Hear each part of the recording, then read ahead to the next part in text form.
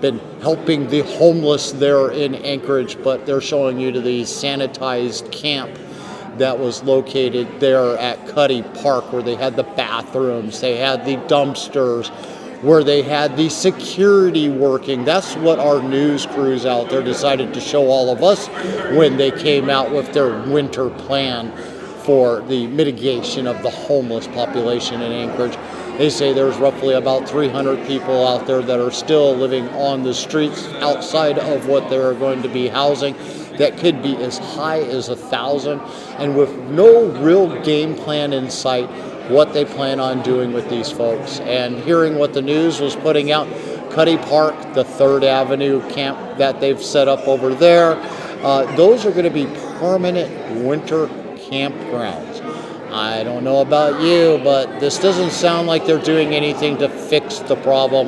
Where's that navigation center that's supposed to be built on Elmore? Why am I hearing rumors that they're selling off the materials for that now that should be going to build that place? Something stinks in here in Alaska, and it's up to us, each and every one of us, to find out the truth behind what is going on. I do know that they're paying like a storage fee right now for all the materials that are there, and I wouldn't be surprised if the selling off is something that's more along the lines they're being stolen, and we just don't have any idea what's going on with everything that was paid for up front. And then the assembly decided to use their overriding majority power to tell the governor, or they tell the mayor of Anchorage that his ideas in their mind stinks. Our ideas are much better. We would rather funnel all of those hundreds of millions of dollars that get spent year after year after year. And I say hundreds of millions because you take in all the COVID, everything else, $700 million in 7 years has been spent in Anchorage, and they have yet to even put a dent in their homeless population. It's just as high as it was when they started all of this, if not worse.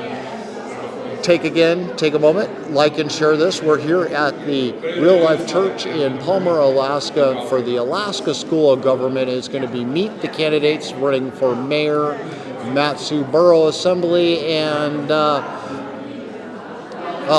school board. So just got to take your time right now. This is your first opportunity to get to listen and hear from these candidates and get to find out who they are, what they stand for. Are they worth your vote or not? This is their chance to shine in the light and for you guys all to see it unfiltered and uncut. Again, please don't hesitate, like and share this video. It should be a semi-lively evening. I know. And it's your guys' support that helps make these videos possible, so it is greatly appreciated. Everybody that's been making donations here lately, you guys all made it available so far I could make it to Homer for the Judge Margaret Murphy trial that is going on, State of Alaska against Judge Margaret Murphy, and the Alaska Grand Jury brought that forward. From my understanding, they have enough evidence. If everything is, all the I's are dotted, T's are crossed, and the final little nuggets that shows the entire paper trail from A to Z is put together, there's enough evidence out there that we can pretty much indict every part of our judicial branch all the way up to the Supreme Court. And all of these folks facing charges for one thing or another, not just Judge Margaret Murphy and the perjury charges she's facing right now, could lead to a sentence of up to 10 years and I believe a $100,000 fine, which really shocks me that the fine is so small, but the length of time is so long. I think it should both be really big. Nothing shouldn't be off the table. Anybody that's willing as a judge to commit perjury should be hit full extent of law if they're guilty. Until proven guilty, she is currently innocent, but that's really hard to swallow if you know what I mean. We also went out to a few homeless camps last Monday. I'm sure if you have taken the time, or if you haven't seen it, please take the time. Go back and look them up. We did 2 different homeless camps called Area 1 and Area 2. Both of them were off of Muldoon Road. We got to watch drug deals going on, a pawn shop being operated in one trailer, find out where the recent shooting has been recently happened there on Muldoon, Then we moved to a second place and we got to see what a person all whacked out on drugs looks like. So oblivious to the fact that it's so high, didn't even know we were there up until the time we were about ready to leave. And that was almost 45 minutes later. It was just, it makes you just shake your head. These camps are putrid, they're dirty, they're trash everywhere. If you saw the one that the little choppy one that I was able to get off there in Kenai, that place was so bad. I am so glad I didn't have anything to eat before arriving there. If I had, I don't think it would have stayed down. It was putrid. It was disgusting. I will be uploading that and also the Margaret Murphy trial updates, the before and after. I understand and know that the internet connection was really, really poor where I was at, and it was really spotty, and a lot of what was said, especially by David Haig after the trial there for Judge Murphy, is really important to hear uncut and unedited, and not, "Hi, how you doing? My name is David Haig." And, well, you get the idea. It froze. The conversation continued on well past everything else that he may have wanted to say at that point. And then you start in another halfway into another part of it, what he was trying to explain, and have no clue of what's going on. But I will get those uploaded. I've just been really, really busy. Again, we're here at the Alaska School of Government. This happens bi-monthly. And all you got to do is look up the Alaska School of Government on Facebook, and you'll be able to join their group, and you can get notifications when these events are going to take place. All right, looks like Edna is walking forward to get things started here, so I'm going to do my thing that I normally do when I see her walk this direction, is go and grab my seat so she can take the spotlight, change my microphones around. Again, like and share this video. Show your support. Go to our website, Politadick.com, and hit that support button. Your proceeds made it possible to go to Homer's, making it possible to go to these homeless camps. The gas prices out there are outrageous. We just jumped to $4.50 a gallon out here in the valley. I know you in Anchorage have probably already been seeing that for a while. And to be in the Homer and Kenai and Soldotna area and paying $4.27 to come back to this, I'm just shaking my head. All right, looks like we're going to get started. So again, like and share.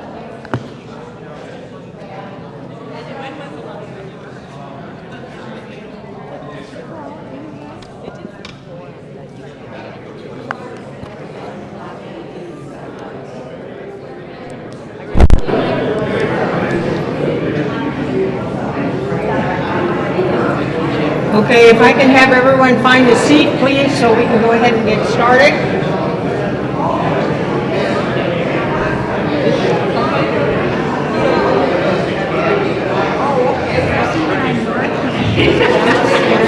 You're being filmed. We're just talking away. Yeah, if everybody can take their seat, please, so we can get started. Thank you. Candy, thank you. Well, thank you all for coming tonight. I know we had a major conflict with the Christian concert that's at the fair, and so we have a much smaller group than we normally do. I'm going to blame it on the two mayor candidates because somebody has to take the blame. I don't want the blame, right? And so anyway, as you probably know, the city of Wasilla meets on Monday night. Normally that is our regular night to meet, and so that's why we went ahead and made it tonight. And I didn't even know about the concert until one Richard Best asked if he could be one of those to go first because he wanted to go to the concert. So I made a deal with him. But anyway, if you'll stand, my husband will open in prayer. Thank you. For this reason I bow my knee to the Father of our Lord Jesus Christ, from whom the whole family in heaven and earth is named, that he would give unto us, according to the riches of his power, to be strengthened by the Spirit in the inner man, that Christ may dwell in our hearts through faith, that we, being rooted and grounded in love, may be able to comprehend with all the saints what's the breadth, the length, and the depth, and the height, and to know the love of Christ, which surpasses knowledge, that we may be filled with all the fullness of God. Now unto him who is able to do exceedingly abundantly above all that we ask or think, according to the power that worketh in us. To him be glory in the church and in Christ Jesus throughout all generations, forever and ever. Amen. Amen. So if you'll all please join me in the pledge. I pledge allegiance to the flag of the United States of America and to the republic for which it stands, one nation, under God, indivisible, with liberty and justice for all. Thank you. So I think there are three, for the city of Palmer, there is 2 seats available, and they have 3 candidates, and it is the top 2 winners gets the most votes are automatically seated, and we have one of the candidates here tonight. All 3 candidates have been invited, but Richard is here, and he's not a stranger to the majority of you. So Richard, you want to go ahead, and then we'll let you decide how fast you want to go to get to the concert.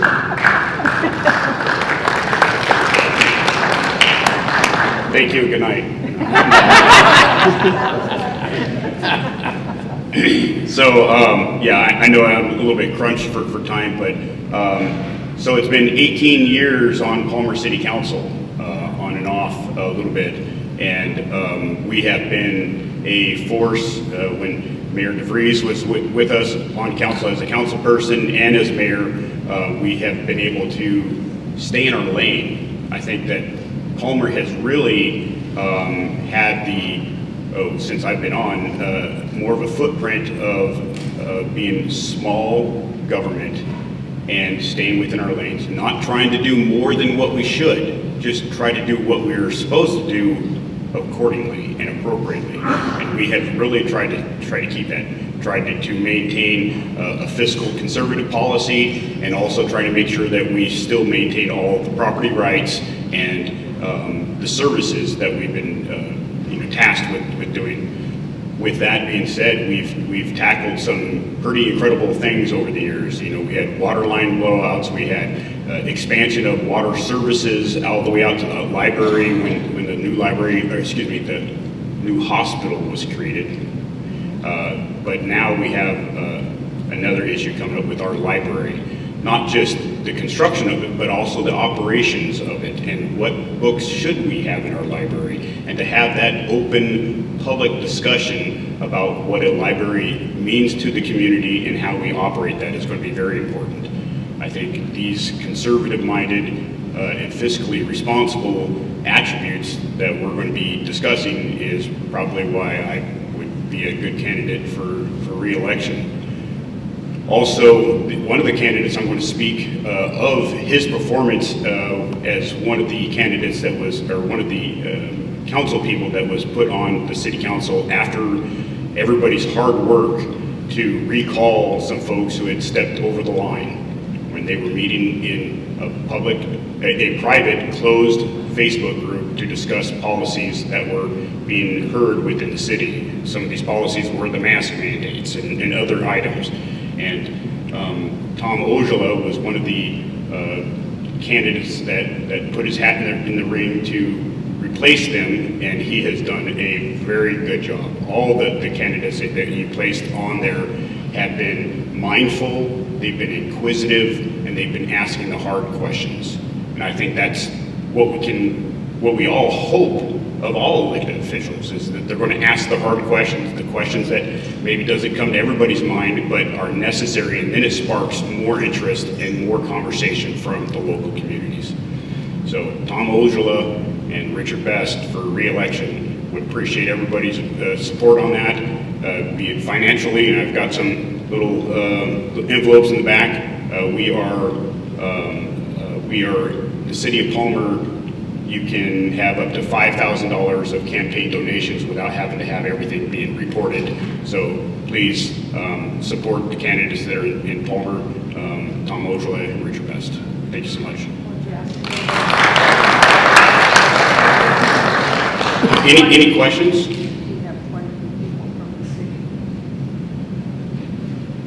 Outstanding. Everybody's going to let me get to the concert. And thank you all so much. Thank you, sir. Thank you, ma'am. Yeah, see you later. So thank you for your indulgence so that he can leave and hasn't wasted his money. Let's see. Kathy, you're here. I don't see Holy One. Yeah, I talked to him on Friday at the fair and he said he would be here, so maybe we'll give him a little bit more, but I think we have, let's see, we have one from the council for the city of Wasilla. So Ian, do you want to speak a little bit? That'll give us a little bit of a chance for, in case only comes from the school board. So, just like what Richard just gave an overall and. A few minutes, okay. Question? Yeah. My name's Ian Crafton, running for Wasilla City Council, seat D. A few things I want to accomplish on our city here is one, rolling back our regulations. I want the city of Wasilla to be as open for business as a city can be. Talking with a lot of our, well, not just the people in the city, but people that want to do business inside the city. There's been a lot of complaints about just what our codes involve. Right now we're looking at our landscape code development.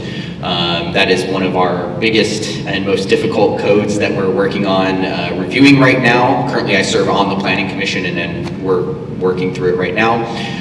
As well as another thing I want to work on is our road development. We're on a mission to pave every single road inside the city of Wasilla, and I want to accomplish paving all of those roads and then start looking at what roads need love. We have a lot of neighborhoods that, well, Wasilla is an older city, so we have a lot of neighborhoods that are older that the roads are just not quite up to what the neighbors would like to see them at, as well as some speed bumps that might need to go into place. I live in a neighborhood that has a 25-mile-an-hour entrance and people do a good 45 in there. And I have two small children that I go walking in my neighborhood, and people just don't care a lot of times in those neighborhoods. I know we also have a park that we've had a lot of complaints at as well, with people speeding in front of our parks. The third thing I want to look at is more entertainment in the city of Wasilla, not only by doing improving our business development. We are going to encourage more business owners to be out here, to give more people something to do out here. So we're keeping our money out of Anchorage, but keeping our money here local in the valley. I'd like to look at exploring what other winter activities we can have. One of the things that I will have to give a little bit to Anchorage on is they created an indoor park. What I say is think Wonderland Park, but indoors. So if we had an option where kids in the wintertime could go do something in the cold days. I mean, we have things for little kids and we have things for older kids, but not always that in between there. You know, when you're not old enough to go snow machining, snowboarding, cross-country skiing, those types of things. So having alternative options for winter entertainment to be able to get all that extra energy out. So those are the three main things I really want to accomplish on our city council. Our election is October 3rd. Richard's as well, October 3rd. We're separate from the rest of everybody else. So any questions for me? Yes. I live in the city of Wasilla, and they recently paved my road last summer. Mm-hmm. And I was a former council member and a former mayor, and we had really good road standards in place. I was absolutely shocked when I saw them come and do my paving job, because there was not one single culvert installed in one single driveway. As a council member, I'm asking you if you would change that policy back to where we have thicker roads and we have culverts in place, we have proper mitigation for drainage, and we want to make sure that we spend our money right, that we're not going to be redoing it in 3 years because we didn't even address the drainage issues. Right. I would be looking at how can we make sure that our quality is basically where it should be. Do we have the checks and balances in place so that people are doing it to what the standard should be from the beginning? That's my question. If Yeah. the standards have been lowered Since they've been lowered? I'm asking you if you would put them back to where we have thicker roads, every driveway has a culvert, and if we don't have money in the budget, if we're giving money away and we don't have money for road improvements that are proper, we have problems. Right. I mean, I think it should be one, yes. We should be looking at the code and seeing why was it changed in the first place is what I'm curious about. Was it, that's what I was gonna get to, is it's probably to save money. What I would wanna see is in our budget, we should continue to be budgeting every year for road maintenance, not just planning for the road developments or putting in roads. I would almost want to say, all right, we finished all these roads, we're just going to keep putting that money and chalking it. Set that policy, any Yes. administration would have no choice but to. Just bring the microphone one second. Sorry. Everyone wants to be able to hear you. Yes. They can't hear on the live if you don't talk to the mic, We're so. looking at Facebook Live, so please, Okay. just let me know When when I I start start. talking. I'm just asking, because you're running for council. Yes. It's a policy question that I'm asking. Any administration, it doesn't matter who they are, if the council says, this is what we expect you to do, there is no choice for them to do that, because it's the law. It's not a budget issue. It's a policy issue of what is more important, giving money away to somebody or building a good road for the people that live there. It's building our city Thank you. for our I'm done. citizens.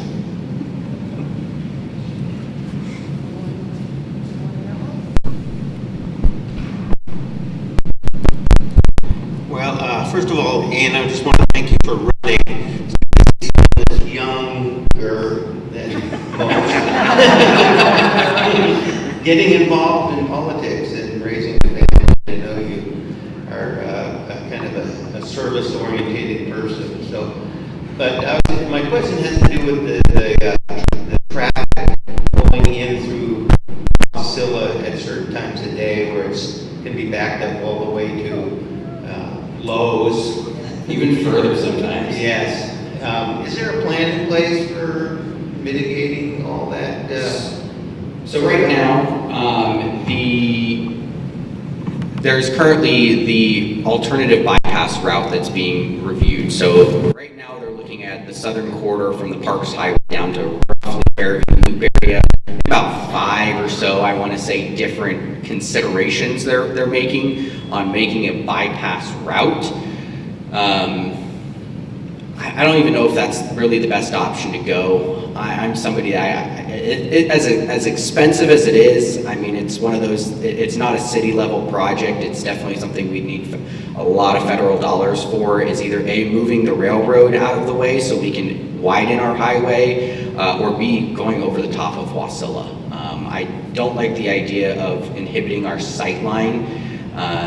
But one of the best options we have to, one, still allow people good access to Wasilla, but also being able to quickly bypass the city of Wasilla if you're not needed. We have a lot of people that come from the south or from the north that, hey, they've already gassed up, they're on their way to Anchorage, and they're the ones really creating a lot of that traffic. I do think there are some alternatives that we can create in the meantime.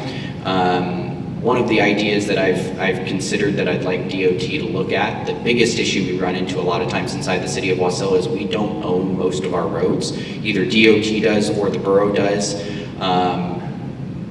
We're taking one of our big roads back. Main Street will be ours here soon once we finish our couplet project. But for instance, right in front of Target there is, I think, one of our biggest problems. If you ever drive in there, one of the issues that you notice is it's everybody getting in the left lane. There's 2 lanes. People get in the left lane so they can get into the turn lane to go down KGB.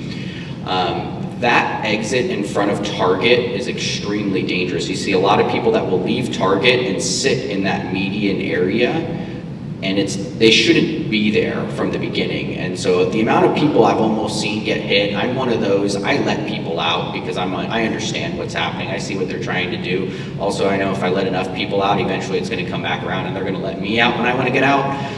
So I let people out when they're trying to get onto the road there. But if we closed that and pushed that middle concrete median over a little bit and almost created a 3rd lane, not the entire way all the way back up to Lowe's, but just enough so that people could get over that want to get into that turn lane, I bet you it would help alleviate a lot of that stress there. It's not a permanent fix, but it's a temporary fix that we can look at to say, hey, how can we get to our bypass project and help alleviate some of that stress right now and that congestion? Because trust me, it's bad. I've seen it backed up all the way past Sears, or the old Sears, down the overpass before.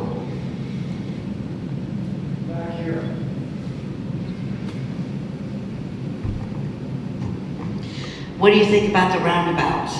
Because the ones we have right now are way too small. Correct, yeah. I mean, the interesting thing about roundabouts is most of us don't like them because there's so many different ones. I mean, if you drive down Selden right now, Selden, Bogart, whatever, the connection there, you encounter 3 different roundabouts, all within roughly a mile, I want to say. I think roundabouts have a really, really good purpose in the valley right now because we're in that balance of during high traffic times, a stop sign takes too long. But during slow traffic times, a stoplight takes too long. So the balance between the two is a roundabout. The problem is again, you have too many different types of roundabouts, too small of roundabouts. And so I think for a traffic flow standard, they're very, very functional. The problem comes in when 1, we create them too small, and 2, we put multiple roundabouts that are all different. If they all had the same traffic pattern, we wouldn't have a problem because people would understand how it works. My fire truck is 49 feet, 50 feet, and it fits through all the roundabouts without touching anything.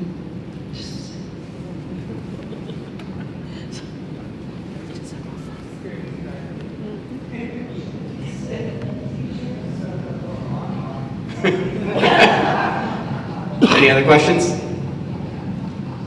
Again, my name's Ian Crafton. I'm running for Wasilla City Council seat D. Our election is October 3rd. And I am encouraging people as well, if you haven't heard, voting early is going to be a big push this year. I started voting early a couple of years back and found it's 10 times easier. You're skipping a line and it's generally all at one location. Instead of being like, what's my precinct? Where do I go again? It's generally one location. For City of Wasilla, it's always City Hall. It's the easiest thing. Hey, I'm going to go down to City Hall and I'm going to vote, and they don't have to, oh, nope, you don't vote here. You need to go over to here. So it's just easier to go vote early. There's 15 days, I think it is, of early voting that happens, for instance, in the City of Wasilla. So thank you.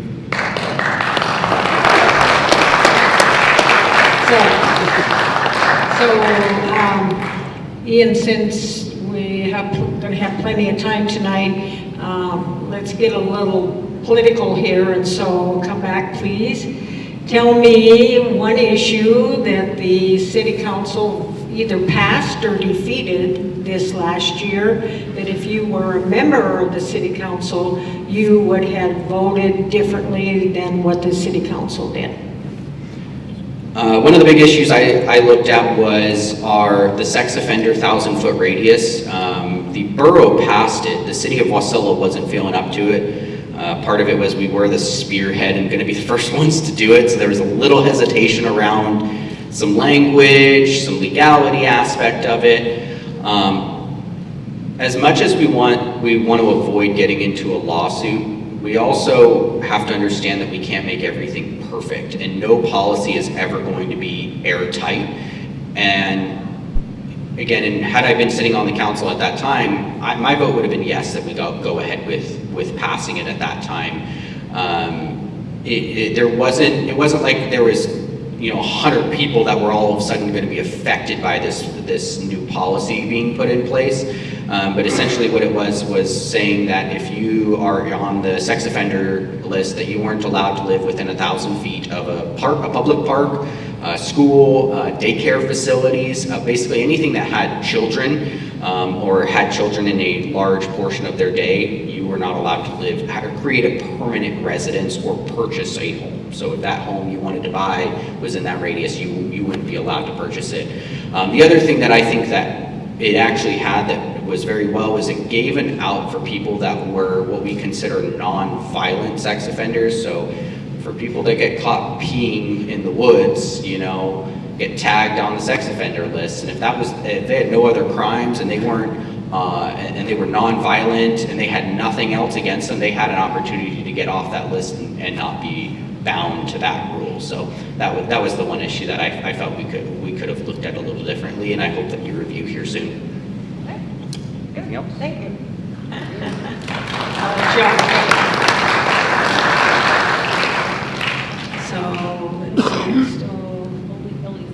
He's not going to come. Okay, so do you want to come then? So there are 2 school board seats up, and it's 2 different districts.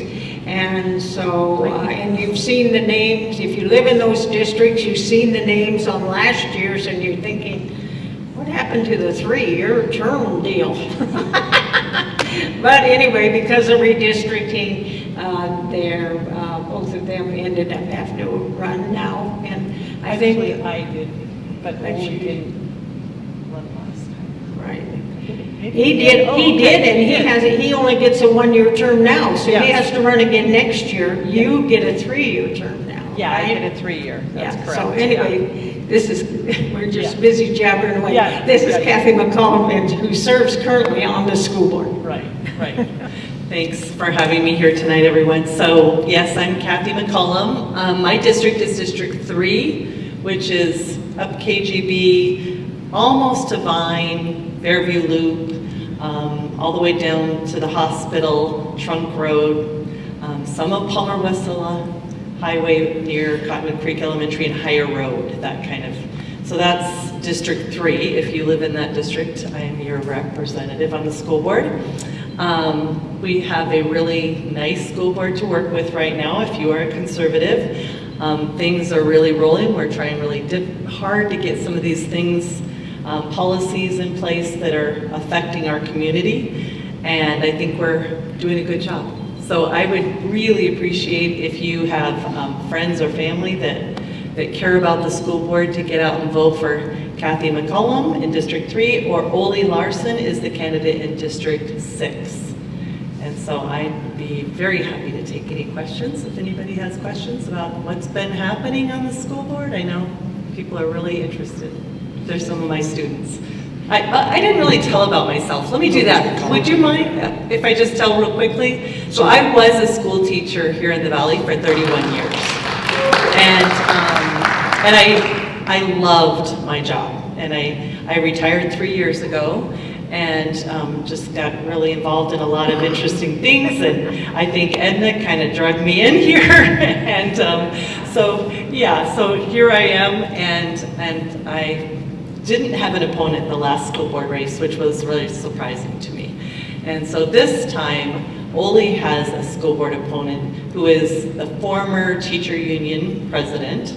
I have an opponent who works for the Matsu Health Foundation. So there's your choices, I guess. So I'll take your question back there. Thank you. Yeah. I don't know if you're familiar with the controversy there regarding Dr. Ben Carson there with the Anchorage School District. Suzanne Downing had an article on it in Mustard, Alaska, and I was really shocked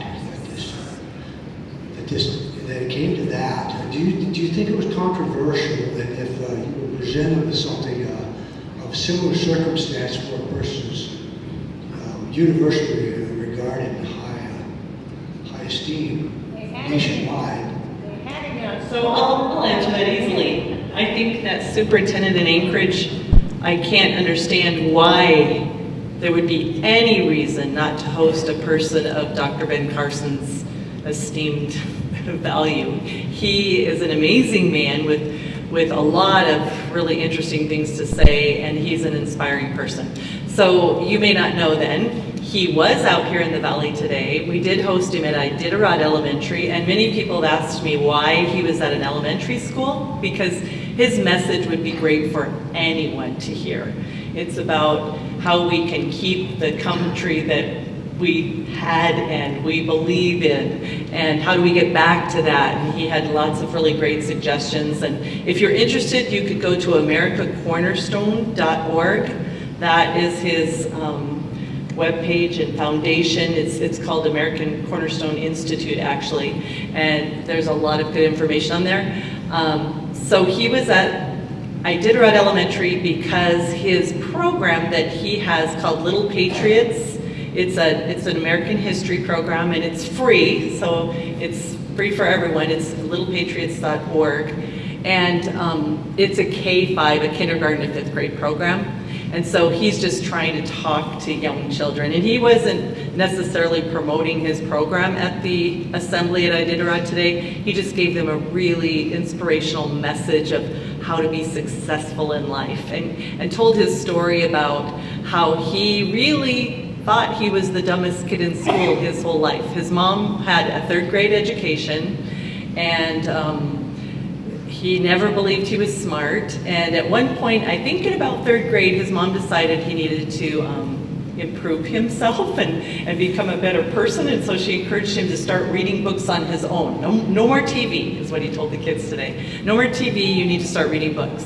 And he just was a voracious reader. He read all the animal books and then all the plant books. And then he started reading about rocks. And then in 5th grade, his teacher held up a rock and asked if anybody in the classroom knew what kind of rock it was. And he was surprised himself to know that he knew the type of rock it was.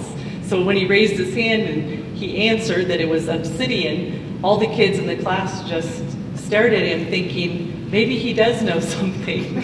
So anyway, that's where he started, and he just read and read and, you know, became the top student in his class and a brain surgeon at Johns Hopkins at age 33. So, yeah. Yes, truly an inspirational person. He is truly inspirational. But the second half of my question I'm is, sorry. what would you do as a board member to bring, if you're confronted with such a controversial decision, or you're surrounded by people who are, who aren't of your opinion of Dr. Carr? Sure, I see what you mean. So really, his visit was not political, if that's what you were kind of getting at.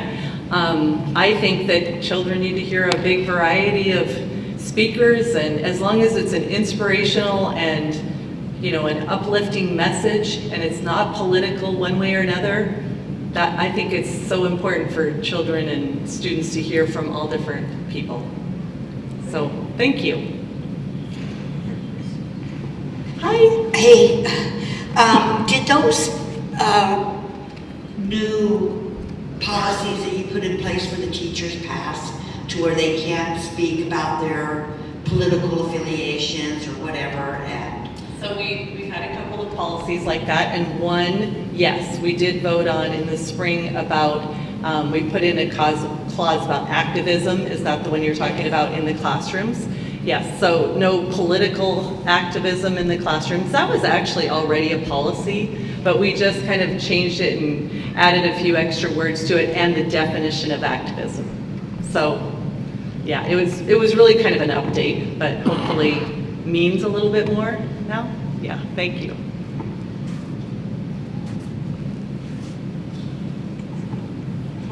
Actually, I could have 2 questions, but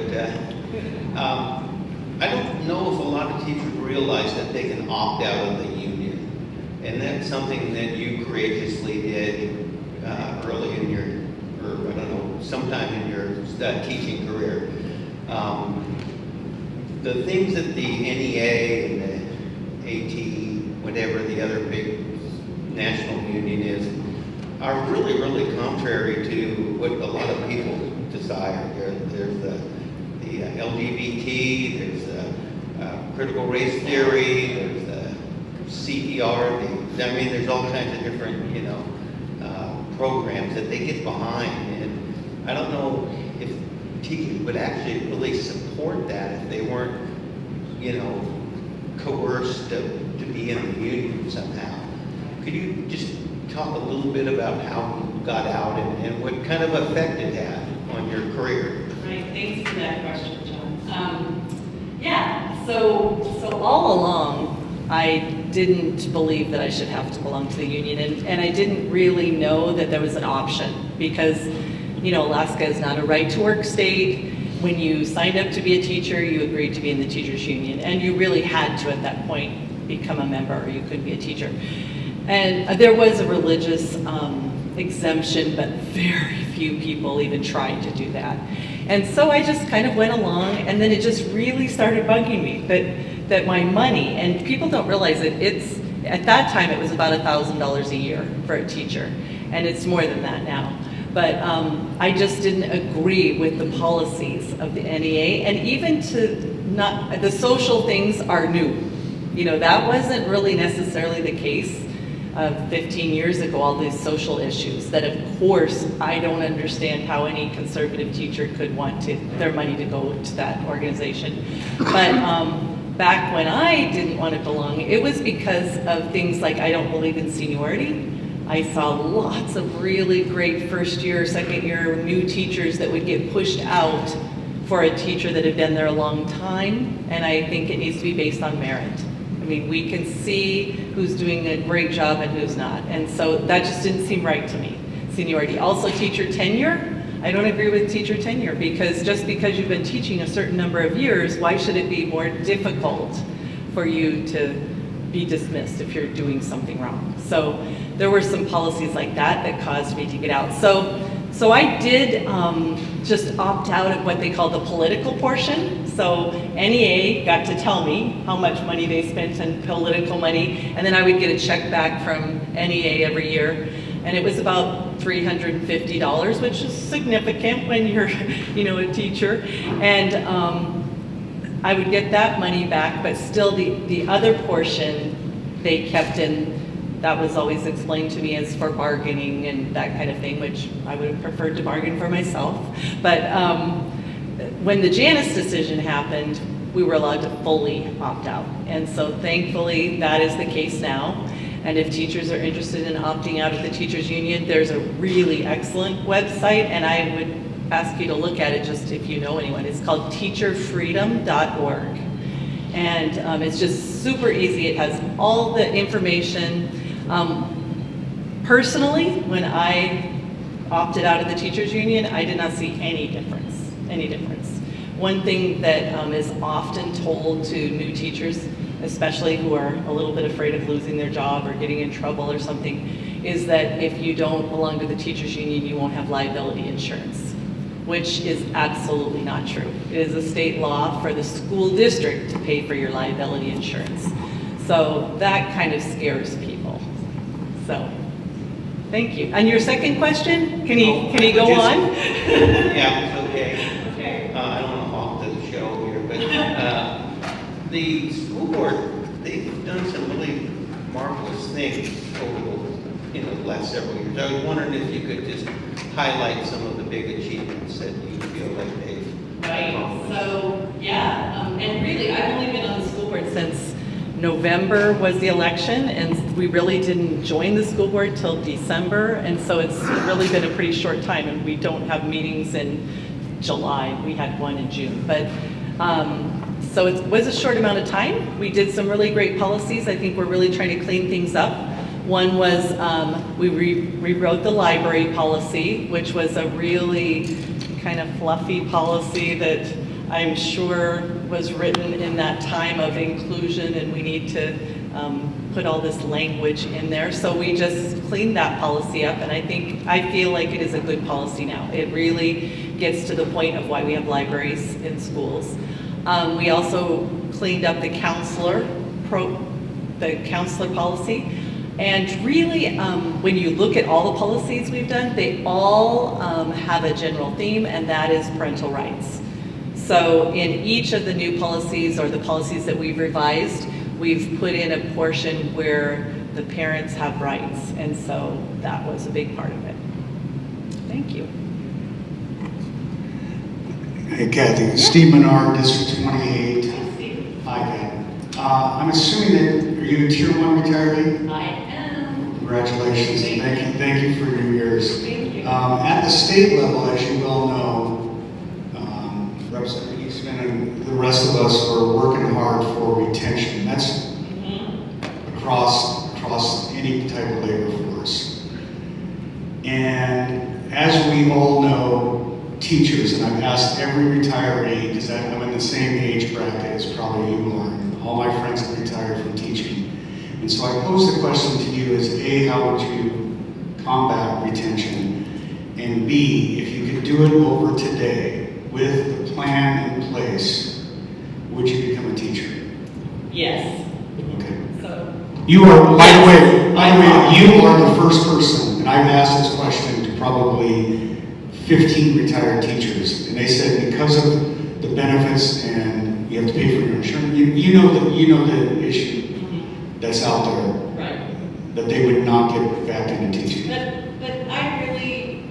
I really don't believe that all of those people got into teaching for that reason. For that, like if you got into teaching because of the retirement plan, I don't believe that people actually did. Maybe later on, as they became older teachers, they started thinking about that. I'm to be honest, I didn't even know I was Tier 1 until I'd probably been teaching 20 years.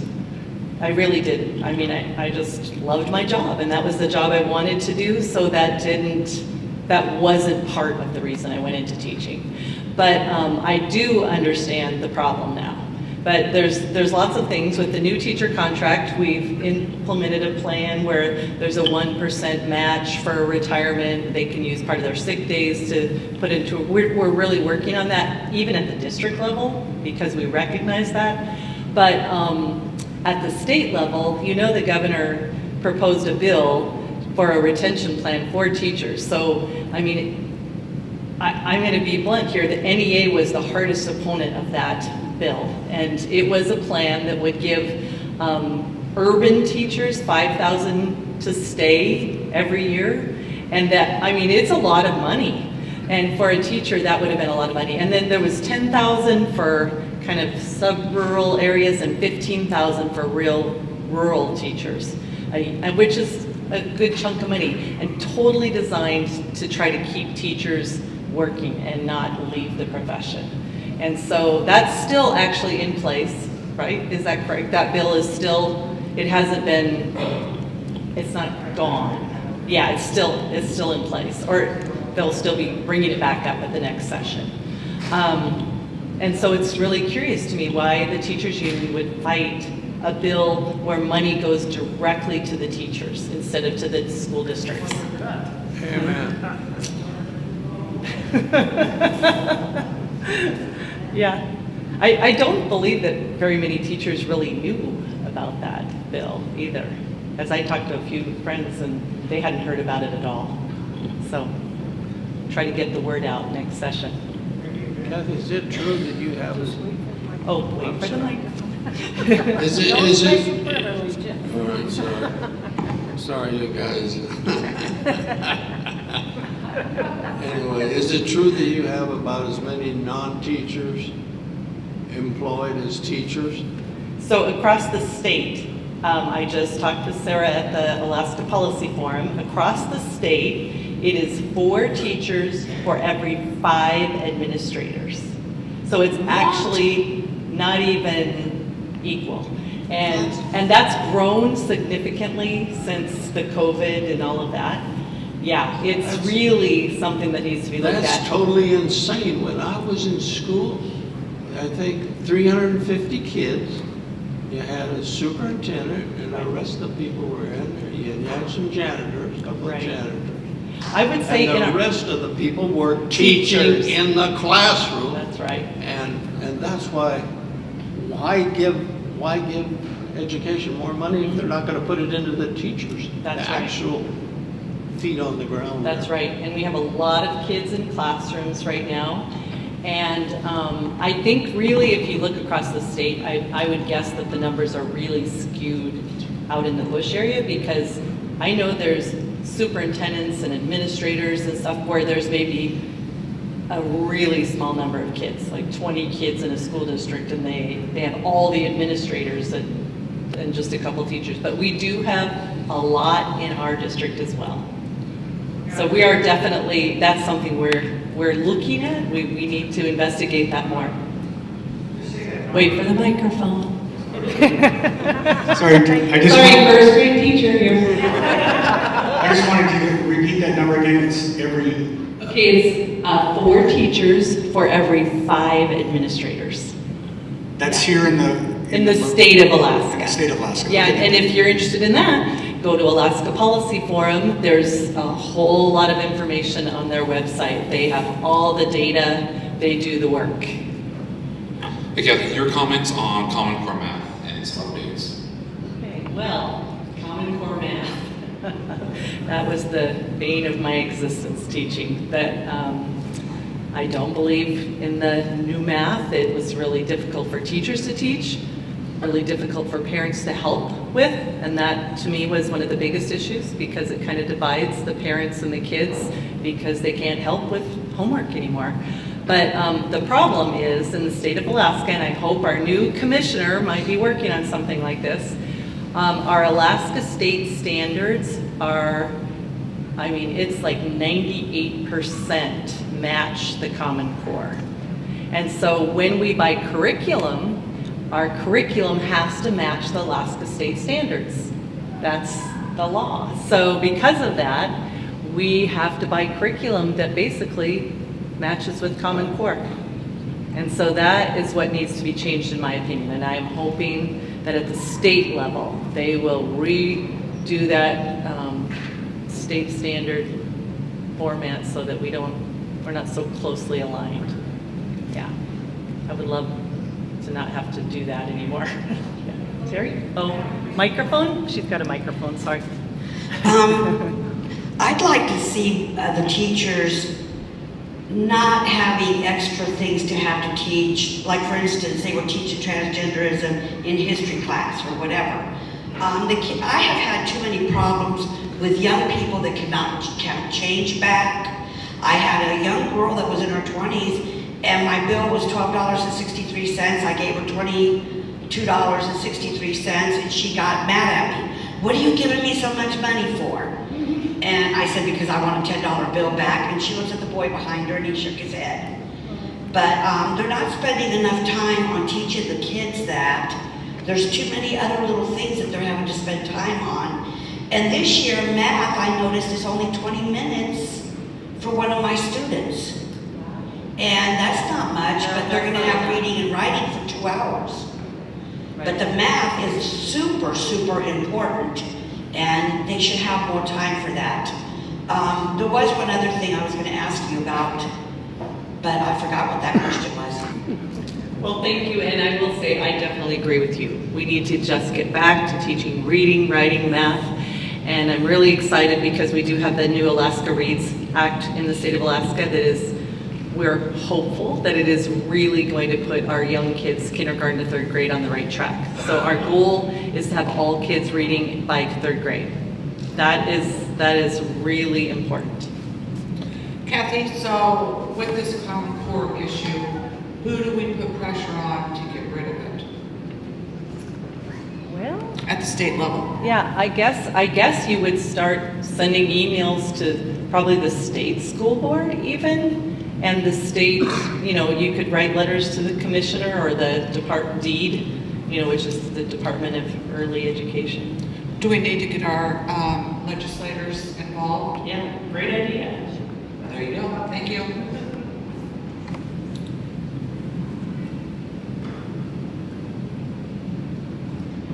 My question was, do you have to have McGraw-Hill do all of the teaching materials?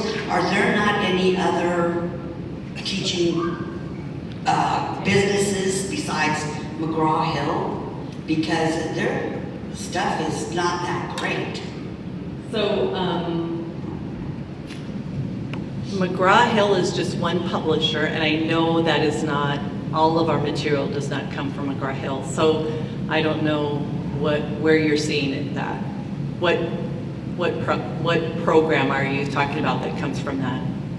Oh, it was something I heard the other day about McGraw. It was, I don't remember what that was. It was, they were mentioning that it was a program by McGraw-Hill. Oh, okay. And so that's just a publisher, and we have programs from lots of different publishers around our school district, many more than just that. And in fact, like our new reading program for primary kids and elementary is not McGraw-Hill, so I'm not sure what that would be.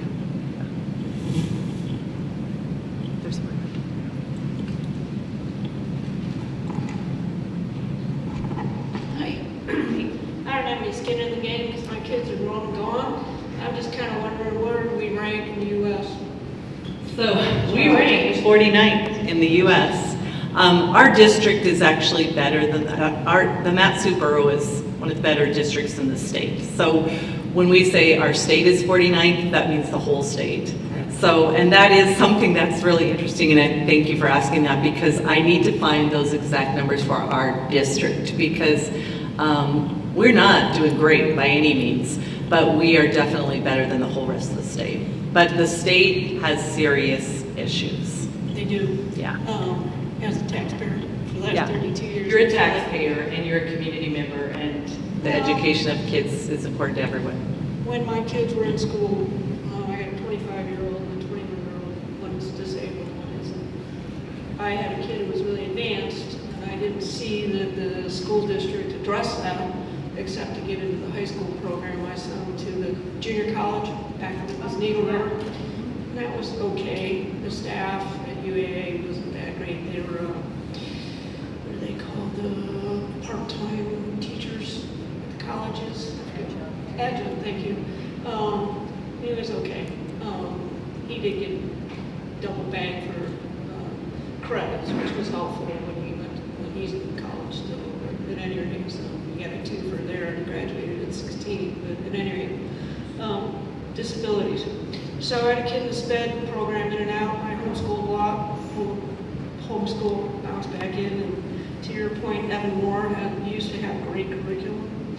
All the way down to I have a daughter who I adopted as FAS, so I had to learn how to teach her. But back on the subject, one thing I was troubled with when I would have her go in and out of public school, because some of the socialization skills, was at the time, and I believe it was early Trump, not that he's anything to do with it, but I was pretty paranoid about her going to the bathroom unsupervised.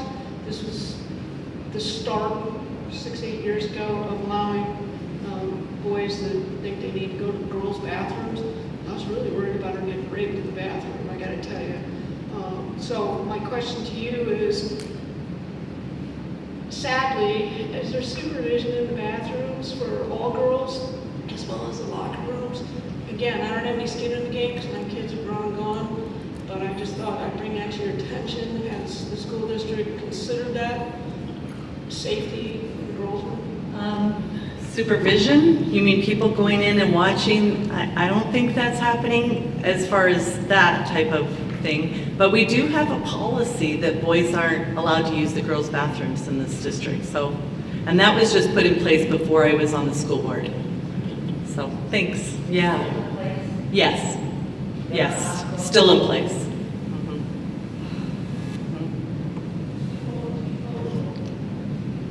Should we let some? Yeah, any other questions?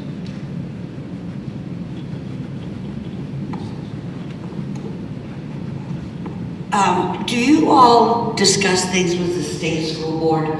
Because I have called the state school board quite a few times, and because you just said to call them, they are very nasty.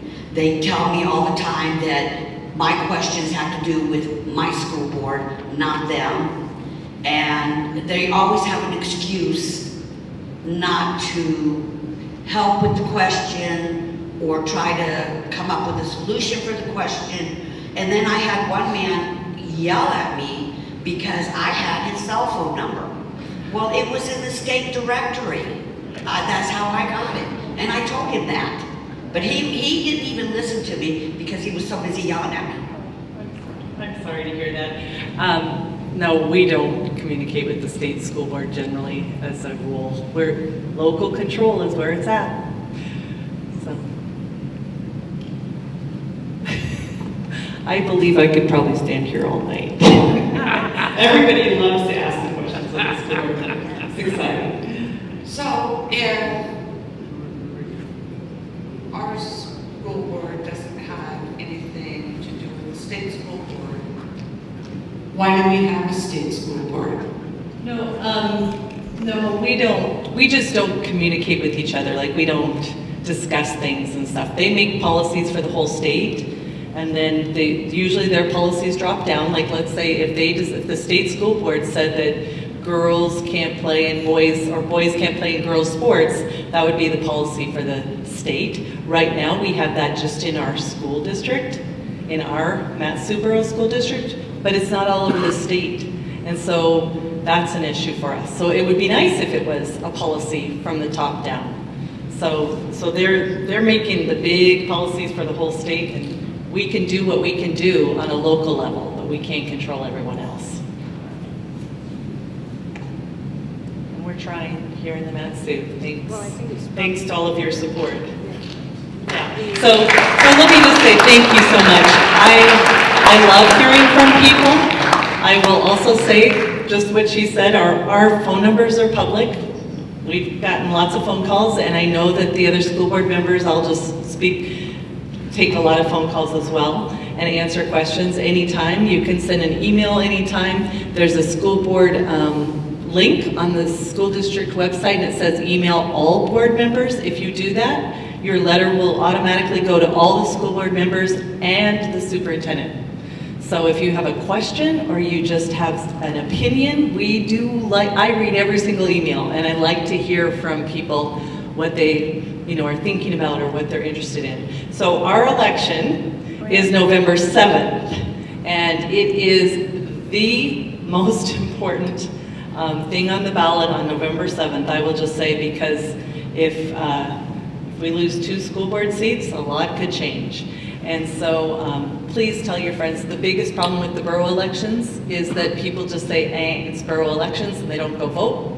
And we know that the more we get out and vote, the better things can happen. So tell your neighbors. All right, thank you. I don't have a fundraiser scheduled, but thank you so much. I do have some envelopes, and my business card or my campaign card is actually back there, and it has my phone number on it as well. So please take one of those, and I'd appreciate any donations if people would like to. It's going to be a big campaign.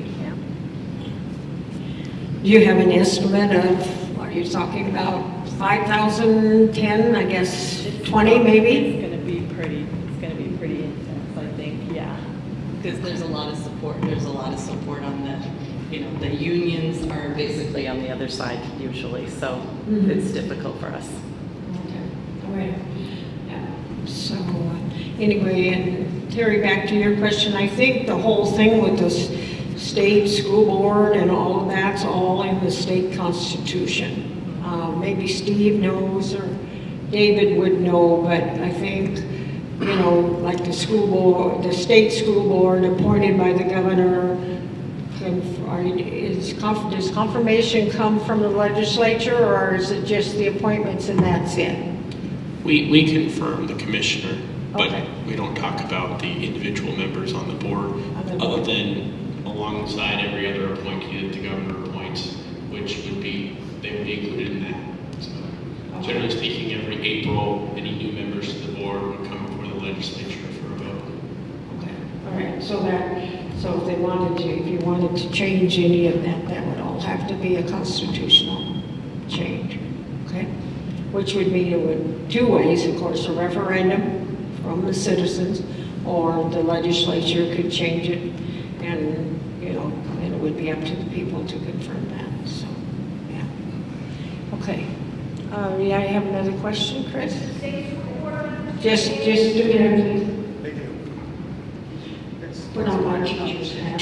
Mine secondary instead of post-secondary. Do they get paid and get insurance and all that in the state school board? Because I think they're useless. I would assume they probably get per diem and travel, but I don't know that they are on a salary. No. Yeah. Go ahead. Right now too. The state school board is a conservative school board. Yeah. Yeah. Yeah, we anticipate having a favorable decision from the state school board. Okay. Ready? I think that's all of our local candidates, and we have also, I'm sorry, Candy? I understand that voter registration that would apply for these Matsu Borough elections, that people have moved to the valley or changed their location, and they have up until September 3rd to get registered to vote. Now, do they go to the Matsu? I don't think that's true. It's 30 days before the November 7th. The September 3rd would be for those that are voting in the city elections. Right. So this would, so if people have, it depends on what election you want to vote in. Right. If you want to vote in the city, then you have to change by September 3rd. And if you want to vote in the 7th.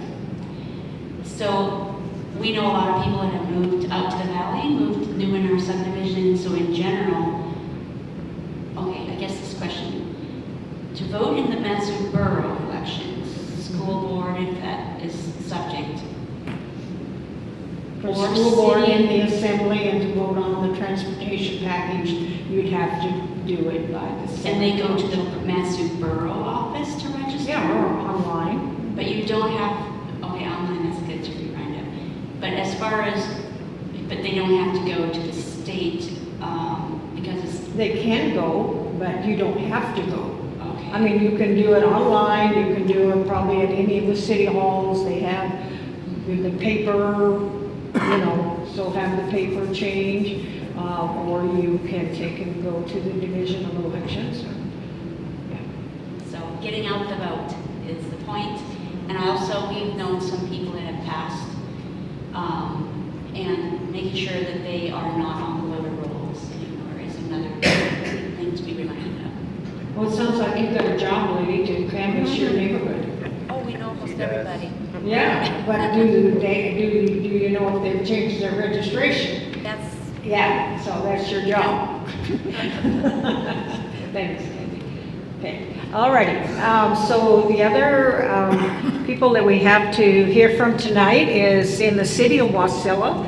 One of the elections is for the mayor. And the mayor in the city of Wasilla is what they consider a strong mayor type government. It is similar to what Anchorage has. So like in the borough, you have Mike Brown who does the day-to-day type things, and then you have me who chairs the meetings and, signs the papers and cuts the ribbons and things like that. Well, in the city of Wasilla, you have one person that does both of those. And so tonight we have both candidates with us. And B, do you want to start out first? We'll give you like 3 minutes to introduce yourself, and then we can do it 2 ways. I'll see what you want to do. And then we'll of course have the current mayor from the city of Wasilla, who she'll be talking after B is done. And do you want to wait and ask them the same questions, or do you want to have questions after each one speaks? What do you want to do? The same, have it at the same time? Okay, all right, so B, come, please, and introduce yourself.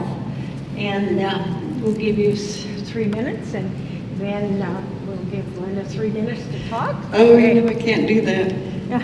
I just have to brush the dust off my shoulder here. My name is B. Ruprecht, and I'm running for mayor of Wasilla. About myself, I'm a Wasilla resident for 26 years. I'm married 28 years to my wonderful husband, Vern, who was also a previous mayor of the city, mother of 2 daughters born in Wasilla, and went to Iditarod School and Wasilla Schools. I work in Wasilla now, and I commuted 5 years, so I understand all about that. 4 years of theological study, and I'm going to get back to that as a very important for me running to mayor. My political and community involvement spans 28 years.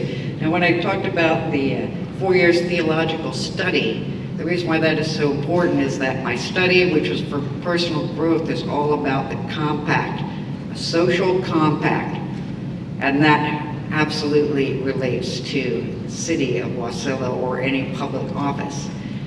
So, and actually it's the best thing I ever did too. But my aim as the mayor of Wasilla is to restore trust in local government, because I see an apathy, and I'm sorry that I had to be chosen first and be bad gal here, but I see an apathy reflected in the city. We're a first-class city, and frankly, it's just not been attended to. Ian did mention the roads that are all falling down, but there's also like our parks and many monuments have been erected that are just falling apart, and I feel that's reflective of the whole atmosphere of the city. We don't have many community events, and Palmer takes some cake over there like we're just going to be some industrial place, and Palmer is going to have all the arts and the literature, and that's going to be the place people go. We don't want that. We want them here in our first-class city, reflecting our hometown values. Maintaining that with our planning is a big important part to me, and I believe that that meeting is on August 29th that Ian mentioned. That's going to be the chapter 16. That is for planning and development. So that's very important, and the public is invited to attend. I highly suggest that. My other thing is, family comes first. Why am I running for mayor? I believe that our city has grown with its budget a little bit too much, most definitely in the face of the ongoing, let's call it, I want to call it depression, but I guess no one's calling it that yet, but let's call it that big crunch set. Even though the city does have a good financial outlook now, as far as compared to other cities, it's not as good as it was before. When you compare how much things cost now, we have to act like we're the wolf at the door all the time. Just because we have money doesn't mean that we need to spend it. And most specifically, I'm talking about an operations budget that needs to be cut or curbed down, slowed down, so that we also have more money for these infrastructure projects and capital improvements. And I intend to get the community fully involved by just being outgoing and being like actually no one you ever saw before, as far as that is concerned. Bringing the people in, having an open door policy, getting out there with messages so that people become involved and they have a voice in their government, because local government is the most important aspect of their lives. It governs their lives, they live with every day. They need to know that they have a voice. They need someone in there that's going to give them that voice.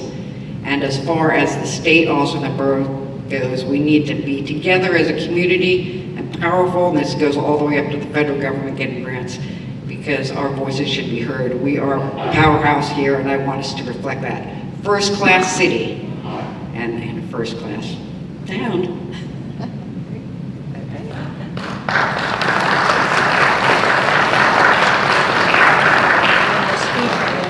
They wanted to, so Mayor, give you 3 minutes to introduce yourself and talk about you. Thank you. I'm Glenda Ledford, current mayor for the city of Wasilla. I've been a resident for the city since 1986. I have owned a beauty salon and a beauty school until I became mayor, and you can't do both, so I sold the school. And Wasilla continues to grow, and with that growth comes the infrastructure. And till I came, they had a line item budget in for the budget on the sewer and water of $5,000 for the upkeep and maintenance. So therefore, we are on probation, and this happened before I came with the sewer plant. So therefore, we have got to upgrade, and we are in the process of doing that. I built a team to lead the city because each department needs to be able to do their own work. They don't need me to go in and micromanage. And they've done an excellent job doing that, because we have brought in, with all of the grants and the federal earmarks that we've gotten, we have brought in about $52 million to upgrade our utilities. That's the water and the sewer. The governor and McCabe and Jesse Sumner, they put $5 million in the budget for us to start upgrading our runway at the airport.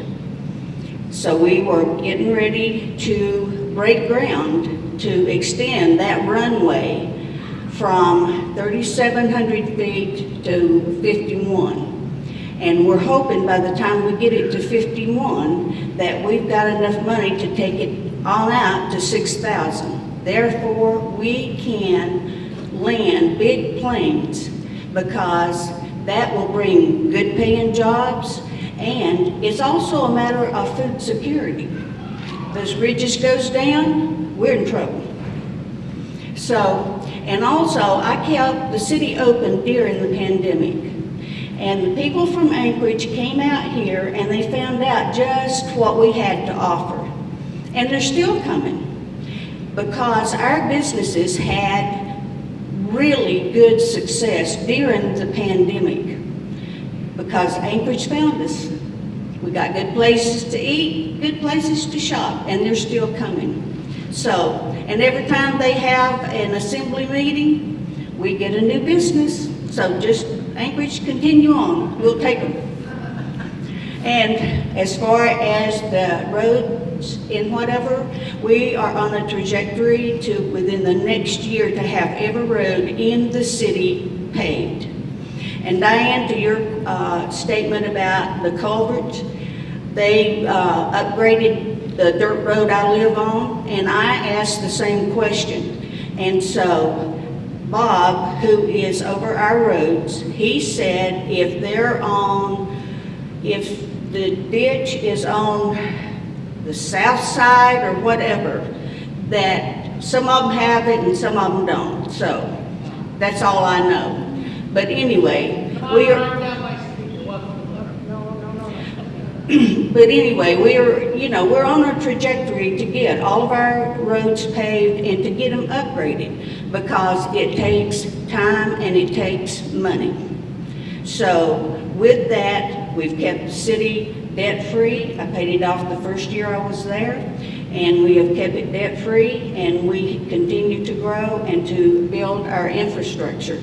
And we have partnered with the City of Palmer and the borough, thank you, Edna, to connect our water systems. With that connection, that builds resiliency for both communities, which is a great thing, because we're going to continue to grow. They're going to find out that the valley, people in Lower 48 is going to find out the valley's the place to live because we are conservative, and we live more like we did years ago, not as far as growth or anything, but our values.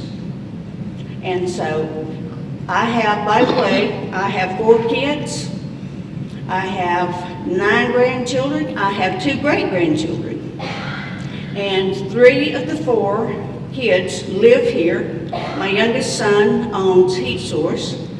And my daughter works for MTA. She's been there 26 years. And my other son works out of 302. He's been there well over 30 years. And the oldest boy still lives in Georgia, and he's a contractor. So, and 7 of the 9 grandchildren are here, and 1 of the 2 greats is here. So I'm blessed in that way. And that's it.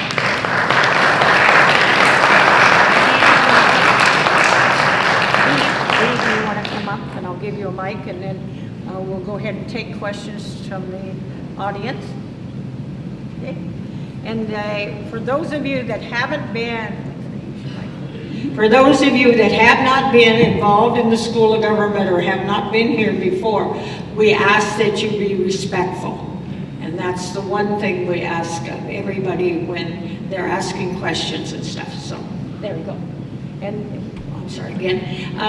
When you ask the question, ask if, or say if you want both people to answer, or if you're only asking one of the candidates. Okay? All right. I'll give to you that time. Okay. All right. Thanks.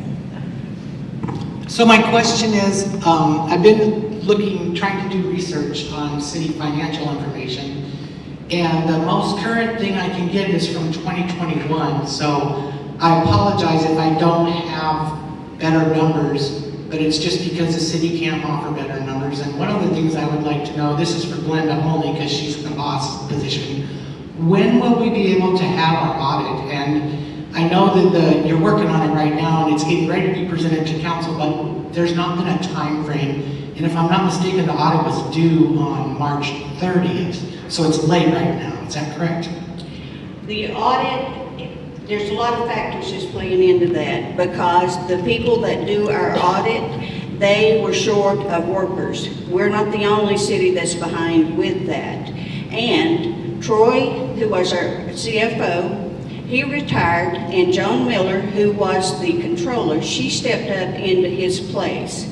Troy assured me, that he had trained Joan, and Joan worked 18 to 20 hours a day, 7 days a week to get that budget done, and she done it. But when will we have the audit is my question. It should be within the next month. I don't have a definite date for you, but it should be within the next month. Okay, I thank you for that. And I do have a question for both candidates. And I apologize because I am going to talk about the most current financial information I was able to get my hands on, which is from 2021. And I noticed you were talking about the sewer fund and the water fund, and you didn't mention the sports complex, but those are all enterprise funds. And I've noticed that all of those funds are being more heavily subsidized. Like the sports complex was subsidized over $1 million, and not very long ago it was only subsidized $200,000. So a lot of that has happened under your watch, and I'd kind of like to know why we're subsidizing more, why we're not having more users help us pay those bills, and what you plan to do if you are reelected to quit subsidizing our enterprise funds and try to make them work as they're intended. And that's for both of the candidates.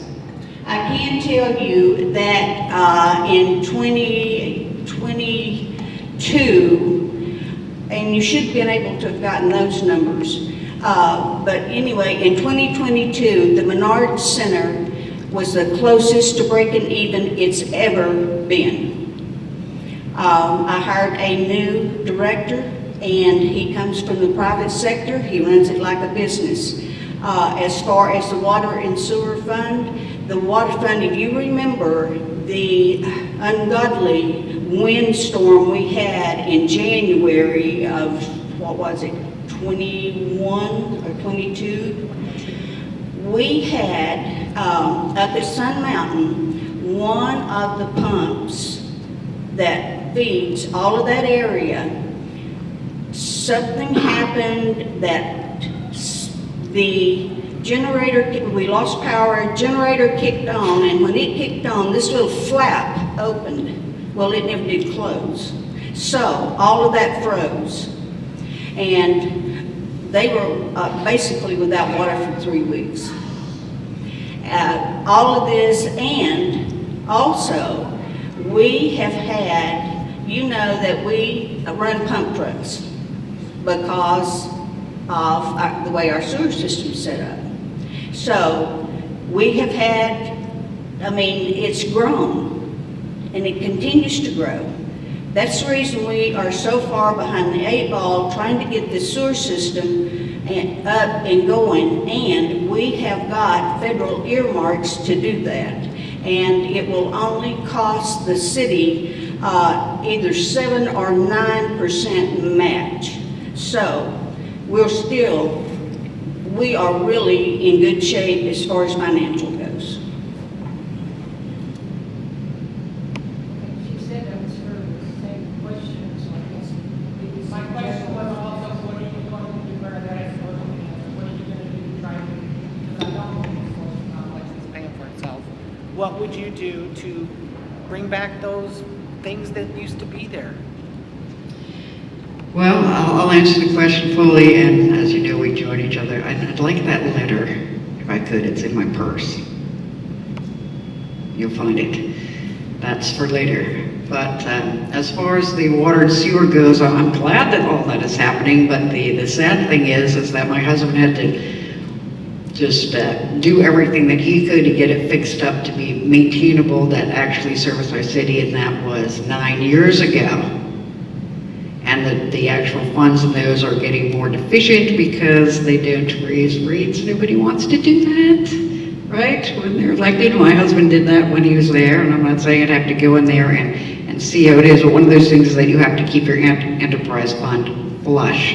It has to generate money, okay? And it's been deficient. We've had that problem with the water and sewer for many, many years, so I'm not surprised that it's breaking down now. And that finally we're getting something done, and I'm glad for that. But as far as the sports arena goes, there is not very much going on out there at all. I drive by there all the time, and there used to be a lot more going on. There was many events, and we just don't have that going on anymore. Maybe it's more geared towards the sports, but we can't just have it all geared towards the sports. And we've lost some major, whether you like fights or not, those people were in there at least regularly, and they're gone. And so that was a regular thing going on, and I can think about 4 or 5 events that happened every year, and then other than that, there's not really much going on there. And that is a big boat anchor sports complex. But as I had mentioned, we had closed that gap to about 200,000, or my husband did when he was mayor. So we just really need to get some more events in there. And I actually would like to see more artistic events. Oh, one time actually when he was mayor, we did the Lipizzaner Stallions, I'm sorry. Lipizzaner Stallions, that was a great event that I went to. I mean, that brings people out. We need to have events like that, and maybe music and concerts. We really need to pull up the revenue of the sports arena. And do we have the letter?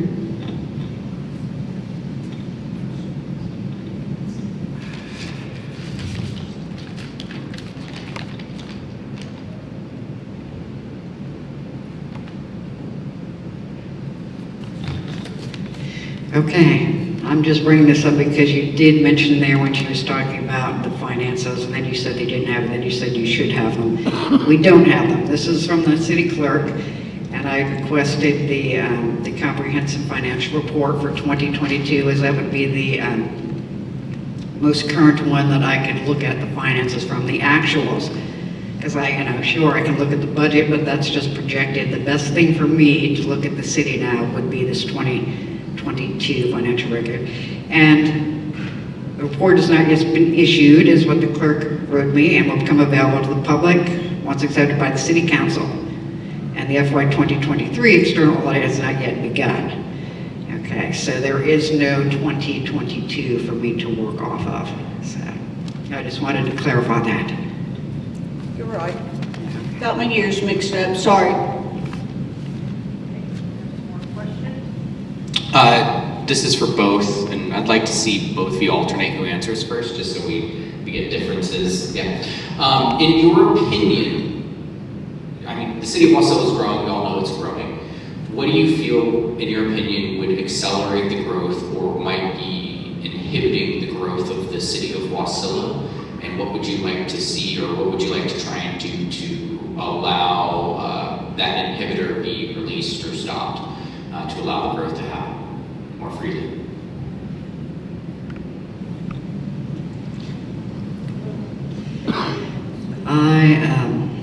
I believe I read on your website, Ian, that you want to increase the city limits. So I guess you might be looking at, for you personally, or city boundaries might be increased. So I was just playing off of you that I thought that you heard. Okay, respond to that first, or do you want to respond to that? Yeah, no, well, the growth of the city, not in the form of city boundaries, no. Okay. Well, the growth of the city will be covered. People are going to come out here as long as we keep no property tax, which is very good. Nobody else has that. We do work up our sales tax.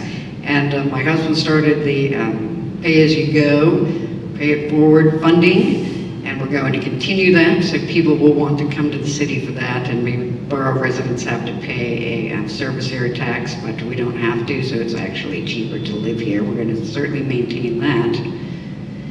And if we improve the amenities and have more activities, people are more apt to stay in here instead of just driving through. I mean, living in the city, going, we just don't want people to drive through, go to the box stores, pay a tax, and then drive off. We want them to stay here, so we encourage local business. We want them to be here all the time and, going to the parks, going to the events, going to the local businesses. And that is a major growth factor. So we are going to do the chapter 16 with the planning, and so that might have a big impact on it. But I don't believe, from what I'm hearing, that people People are afraid to like turn into a big city of Anchorage, have 0 lot lines and all that going on. We need to retain our hometown values, as I said before. For the city to continue to grow, we are going to have to figure out, you know, we can't continue to rely on the oil in the pipeline, because Wasilla's #1 export is our workers. We export to the slope all the time. So we need to entice some kind of manufacturing, something that is going to employ people with a good paying job. We have got a hangar coming to the airport. They work on King Air. They employ, I believe it's 18 AP mechanics. That's over $100,000 a year. So that's going into the economy. Those are things that we need to be looking at, because Ted Stevens Airport is soon to be out of land. And so where's the overflow going to come? So Wasilla is trying to get ready for the overflow, because with that will come jobs, and they are good paying jobs. So we have got to have the infrastructure to support these jobs. So it's all one ball of wax, because in order to have the jobs and in order to entice manufacturing, any kind of jobs to come, you've got to have the infrastructure to support them. So that's where we are. Can you please talk about your water sewer experience? Both. Okay, water and sewer. Experience. Experience? Ooh. Well, the water and sewer, when I came in, they had a, Archie Giddings was our public works director, and they had some kind of a study that they were doing down at the sewer plant. It was and I'm not a sewer technician or a water technician, you know, I'm a hairdresser by trade. So anyway, they had this experiment going on, and it was to, it would clean up the water coming off of the sewer plant before it got to the creek. And they did that for quite a few years. And then DEC come and EPA came and said, you no longer have a permit, which none of us knew.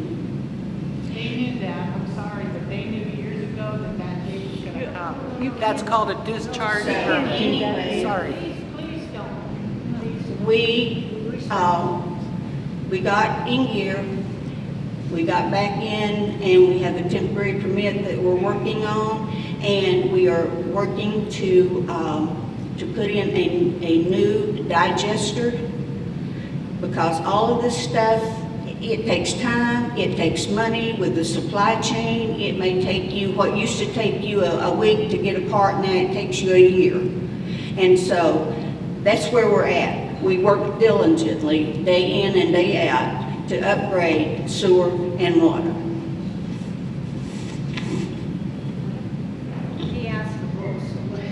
Well, when I looked into this seriously, that was when I maybe ran for city council many, many years ago, and also when my husband was mayor, and you know, we did the pond, and my husband did a lot of improvement on that, but we're always behind the ball. We've been behind the ball on that, and yes, we can't have any growth without our infrastructures, and it's not just us. We need to work with the borough, and we need to get a real sizable sewer and, you know, facility out here. We also need a dump station. I mean, we've only been hearing about that 20 or 25 years, and so What I can say about that, since I know that she has more specific knowledge than I have on this, is that that is a major concern. I want them to be functioning. We want to get the federal grants, we want the state grants, but also after they're put in, we're going to keep our reserve accounts up and those enterprise funds so that we can continue to maintain them and improve and to keep abreast, or actually maybe forward of the development. That's how we should be addressing that.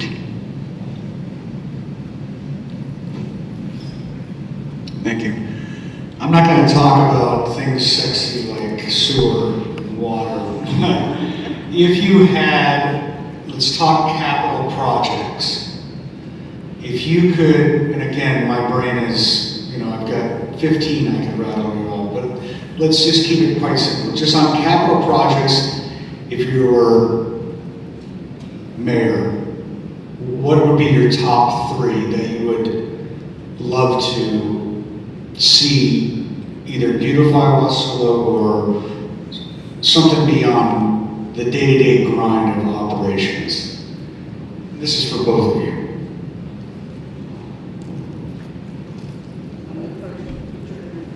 Okay, well, so the roads are out. You don't want to hear about roads. But I did want to mention that because, yes, I'm absolutely up on paving the roads because that's just very good for all the citizens, and having maybe more paths because we see a lot of people out on the road now.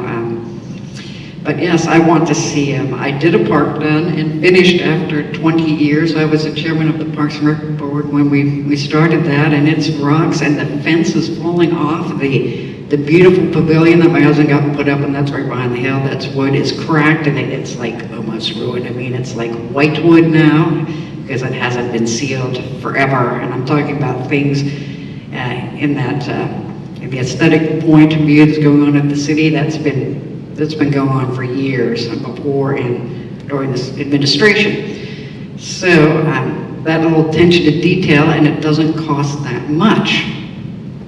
Okay, so I'd like to see, well, an amenity is to put more money into that, or not more money, but more emphasis on the sports complex so that we have events out there. As far as, I think we need to just fix up the parks we have. I don't know that we need really any more right now, but I do want to see development, future development, and actually our space is kind of small, but I want to see it developed in a way that allows free space. I mean, for children should at least have a place to play in their neighborhood. So that would be something that I would be looking at to invest in. My 3 would be the airport, because it's such a, it's going to be a reality. Will I be mayor or not? I don't know, but still, we need that airport to be a reality. Who wants to go to Wasilla, get on a plane, and go to Seattle? Me. So, but with that, that will bring some challenges also. Our city hall, we have had some developers come in and say, really? This is where you conduct business? Yes, sir, it is. And it has mold and mildew. It has asbestos. This is something we're going to have to eventually look at. When? I don't know, but that'll be up to the citizens. But it's something that we definitely have to look at. As far as we have some things in Parks and Rec that you will see at Christmas time, that Parks and Rec is working diligently to bring it about. And how many of you know what the Charters of Freedom are? The Charters of Freedom. How many of you have seen them? If you will look down by the fire station on Lucille Street at the beginning of the Iditarod Park, you will see the Charters of Freedom. Wasilla was the number 11th city to get these. Take your kids down there. It's the Bill of Rights. It is the Constitution and one more. No. Okay, I forgot the other one. But anyway, take your kids down there. It's a great American history. So we continue to get things like this all the time. And if you've got to get out and go and see them to know that they're really there. But that is a great honor to have those Charters of Freedom. Declaration of Independence, I think, is the third one. Yeah. Yes. And it's just the preamble to the Constitution. Menard Center has come up as a big topic. It's always a topic. What improvements, as a mayor, you were elected, would you like to do to the Menard Center? Improvements, changes, or just some ideas you might have to make it balance? You know, we do not have a convention center in the valley. So, on the turf side, if you took and pushed that wall out, then you could be a double whammy. We could have basketball goals, and they would go up in the ceiling, and then we could have huge events there. It could be a convention center. And I am talking to a company right now about a hotel at the Menard Center. So there's things in the works.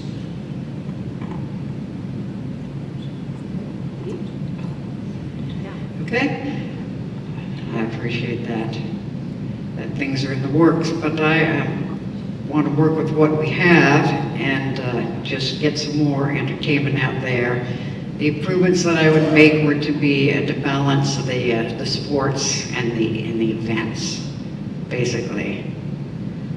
So we say we're going to bring the motel out there. We have to have something going. We have to have, well, actually, we need our infrastructure first. We're going to go back to that. We have insufficient infrastructure, and I do want the airport to be built up, and I've been thinking about that, what business could go in there. We want to encourage that.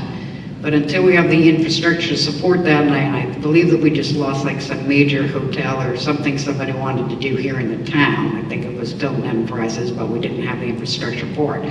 So we can talk all about the things that we're going to do. I want to do what we can do right now. Okay, and my main goal, and the reason why I put my hand in here, is because I don't think that we're going to be just floating on easy street too long. I think that there's a real chance that we have some economic downturn that actually affects us. And we're just doing great because everyone's moving out here. They're moving out away from Anchorage. We don't want to become Anchorage with our spending getting above what we can do. So I suppose that answers that. With the sports arena, I'd love for it to be convention. Open it up, maybe add actually more buildings. We have a lot of room out there. We could do a lot with it. We could actually have a larger building if we want to go there. But we're certainly not going to have it when we're not supporting what we have right now. Time to wrap up. Does anybody have any last issues? Okay, Chris, go ahead. I wanted to thank the city of Wasilla during COVID because they didn't make any draconian rules on masks and all that crap, and I really enjoyed that. And I would like to know, are you going to keep that up? Because they're already talking about another pandemic. I know, I heard that today. Masks. But you know what? The businesses being open, those are not my businesses. That's not my deal. If you own a business, it's up to you. You know, I owned a business in the city well over 20 years, and I definitely didn't want somebody coming in telling me that I had to close. I didn't like it when the state said, you got to close for 5 weeks. Because I'll be honest with you, I went in sometimes of a night and worked. You rebel. Well, I agree with that, of course. We're going to be open as long as each one has their personal choice for that.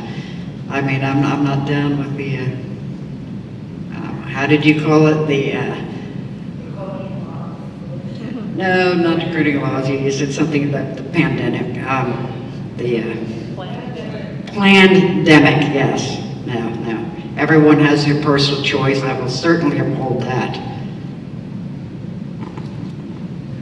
Yeah, I live in Palmer, in the greater Palmer area. Perhaps this is a question more towards MEA, but I was wondering about hardening the electrical grid from either natural events or others. How closely do you work, or would you work with NSTAR, MEA, things of that nature? If, God forbid, we have a catastrophic earthquake, or there's an external source, or flooding or whatever, how closely does a mayor work with our basic infrastructure to also include this water sewer, which I know is city, and I have worked with Archie Giddings, I'm a very good friend of his, and he is an excellent engineer. So somebody must have dropped the ball on the federal or state level, because that's not Archie. I can tell you that for sure. Yeah, they're loaded questions, sorry. Yeah, okay. When we had the hurricane winds and stuff, anytime we have a disaster, we work closely with the utility companies. We have to work closely with them because we all have to work together to take care of our people. It don't matter if you live, just because you don't live within the city boundaries, don't mean that what I decide don't affect you, because it does. And so therefore, you have to work with all of these entities, and we do.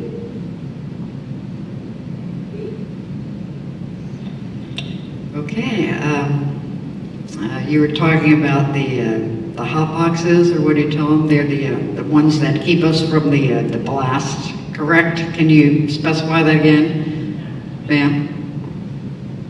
Of course, there's always EMPs, but I just, I keep hearing things about hardening the structures with the grid. That's... Is that, have the feds contacted the city, or how does that work? Perhaps Edna would be better to, answer that question. I'm just curious how hard our structures are. Tell you what I do know, that they were working on that several years ago, and the electricity, they did some station in Palmer, then they split it off, and they went down the two directions, and there's a loop now, and it's hardened off.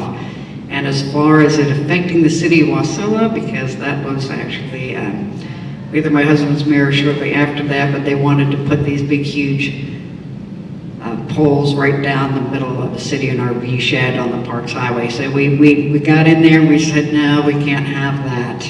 And they went down, just down the hill and went around that way. So there is a definite effect that we can have by keeping an eye on our utilities. One more question, then we're going to wrap it up. Thank you. I've been hearing that the city, we're all kind of broke right now. The price of everything is through the roof, especially in Alaska. And I'm just curious, do you support a grant program? Do you support giving away $300,000, $100,000 to anybody? Do you agree with taking money from one person and giving it to another person? And you're talking about when I wanted to give $100,000 of CARES Act money to WASI, to Primrose, and to, there's one more up there. That's what you're talking about. The city council said we would not have any grant programs. Okay, they spoke, fine. They won't be any. So the law's been repealed? We didn't have the law to start with. Am I allowed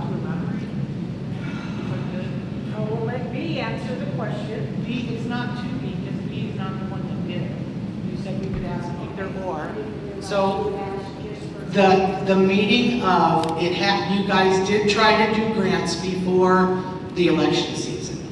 And I don't know because the action minutes don't say specifically what happened. They just say somebody introduced, somebody second, discussion ensued, and the outcome. So the outcome 3 times was no.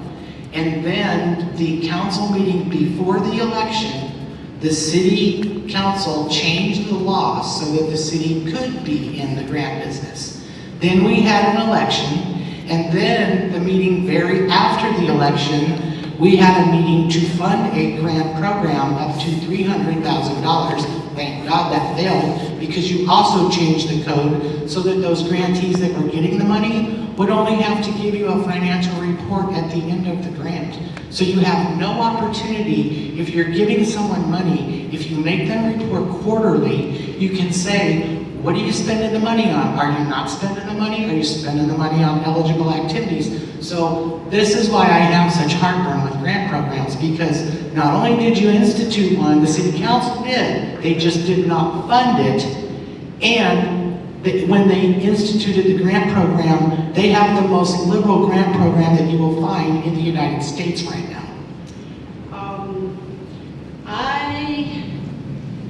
It's my understanding that we do not have a grant program. So you would not support in your next term giving away? Okay, that's, she's answered that. That was She my doesn't- question in No, the beginning. No, you don't have the mic. We've asked you repeatedly to wait till the mic gets here. You don't have the mic. Please abide by the rules. She's answered the question, and so that is it, okay? And I don't know what election you're talking about, because the election hasn't taken place yet. I'm talking about, am I allowed to speak, or I just have to listen? No, that's enough. Let's wrap it up. Thank you, ladies. Wait, can we get a closing statement? No, we have to close here in 8 minutes, and we have lots of announcements. So, okay. Thank you. All right, thanks.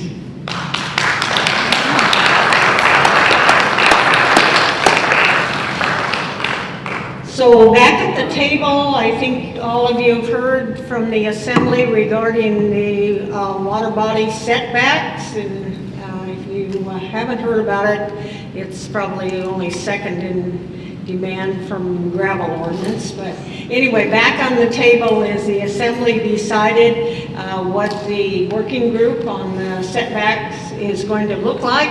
So you're welcome to take that, and there's a list there of the appointment positions that are available. You'll have to go online, and the applications are due by September 1. Okay? And John, you said you had a couple of announcements? First of all, I think if you haven't had the opportunity to sign the petition to repeal ranked choice voting, there's several booklets here. It's getting wrapped up, so this might be your last opportunity, so make sure you sign that if you haven't. Also, as you all know, the borough election in November is all going to be a hand count paper ballot at the precinct level.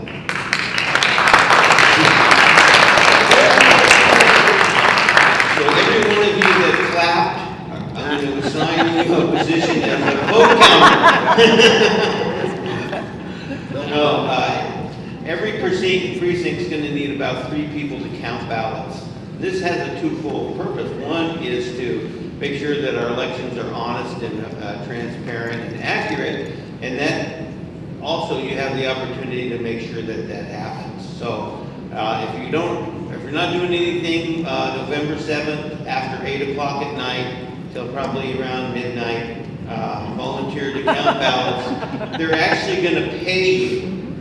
So holidays coming up, a little extra money probably wouldn't hurt. $25 an hour. So I got some applications back here that you can fill out, and you can either fax them or take them to the borough. They need about 120 people to fill those positions. Also, on the application, they have a spot for a ballot counter, and then they also have a spot to be on the canvassing committee.